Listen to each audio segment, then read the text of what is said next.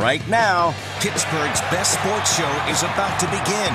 Call us or tweet us. We've got things to talk about on the Nightly Sports Call. All right, Susan, thanks very much. Good evening, everyone, and welcome to a Monday night edition, the Labor Day edition of the Allegheny Health Network Nightly Sports Call, right here on Pittsburgh CW. All you have to do to call us is 412-575-2600. You can also tweet tonight at KDPomp, at Paul Zeise. And we begin with the news broken by Bill Brink of the Post-Gazette that Clint Hurdle is getting a 4-year extension. 1 year takes the place of an option year, which would be 2018, so this runs through the year 2021. I put a Twitter poll out there, and it seems like most people are in favor of this move. One of my options was good move, problems are elsewhere. That's the most popular option at this point. Problems are elsewhere. Let's bring in Paul Zeise of the Pittsburgh Post-Gazette, who's been a busy man today. You know his stuff on the PG website, as well as 93.7 The Fan. And Paul, just your immediate thought about Clint Hurdle getting 4 more years. To me, it's not a surprise. The only surprise I had, did he want to stay around that long and deal with some of the stuff he's been dealing with? Yeah, no, I don't think it was a surprise. You know, if they were going to offer him something and give him a chance to come back, I kind of felt like he would do it. And, you know, it doesn't surprise me that people are happy about it, and they should be. I think he's a good manager. He's done a good job. Are there things he does that drive us crazy? Of course, but that could be, you know, every manager, you know. And the other part of it is some of the stuff that he does that people blame him for, I think is driven by people above him in the organization, you know, namely his boss. So what will be interesting, Bob, is, you know, I'm expecting Neil Huntington's going to get his contract extension at some point here. But the response to that would be interesting. But I think overall then you have to ask the question, okay, what are they content with? Nothing against anyone here personally, but if you're content with not winning on a consistent basis, then you bring back the status quo. And I guess that's what we see mostly on Twitter.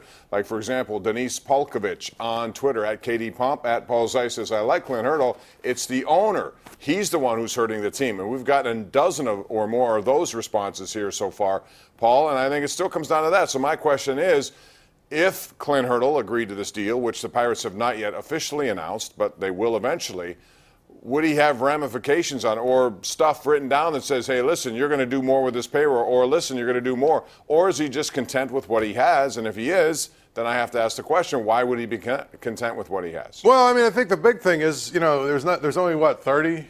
I understand that. There's only so many jobs in managing baseball. You know, they've proven they can have some success here. If you look at it from his perspective, if he's really buying, you know, the young talent, there's a lot of young players that are coming up, so this team should be maybe better next year, the year after. And I would say that that's probably, you know, the case for why Clint Hurdle would want to be around.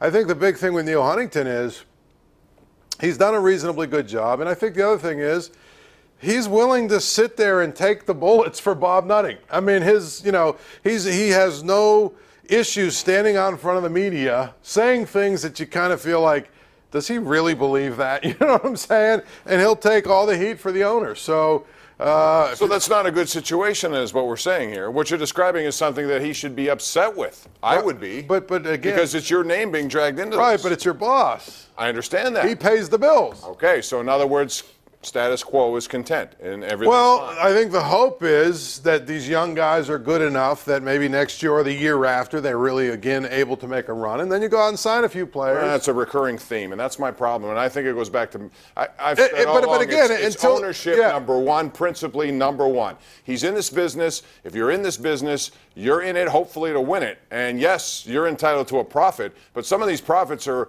going where? I'd like to know where, and I think it's difficult for anyone to operate under that, and if they continue to do it, then that's what they're going to continue to do. There is no other person coming in to buy this team. He's not making it for sale, so you got what you got, I guess. Yeah, but and I think that's the thing. I mean, most of the issues that we talk about when it comes to personnel and decisions that are made with payroll and whatnot, it all comes from the owner. I mean, this whole silliness with Juan Nicasio to save $600,000, what a joke. But listen, the owner picks up the phone and says, 1% of their payroll. Not even. But my point is 1% of your payroll. It's not even. But get rid of a guy like that. But again, I would have signed him up for 2 more. The owner picks up the phone. Okay. And says, you need to shed some payroll. What's the easiest way you're going to be able to do it? They look at their roster and say, well, you know, if we put John Zeise out there, nobody wants him. If we put this guy out there, nobody wants him. So we'd end up being stuck with their salary anyway. You know, if we stick Nicasio out there, someone would take him. All right, so that's how it happens. We're due for a break. It's 412-575-2600. We'll also talk about Le'Veon Bell. He was back at practice today, signed his franchise tag. So the question is, how bullish are you with the Pittsburgh Steelers in 2017? I think it's Super Bowl or bust, and I could see them actually winning a Super Bowl this year. They have the necessary parts to make it happen. Are you of the same mindset? Call us and let us know. We got Pitt, Penn State also coming up on the weekend. I'd like to get your thoughts on that. We got a lot to get into, so call us at 412-575-2600. We'll take those calls next. Right here live on the Bordas and Bordas hotline of the Allegheny Health Network Nightly Sports Call.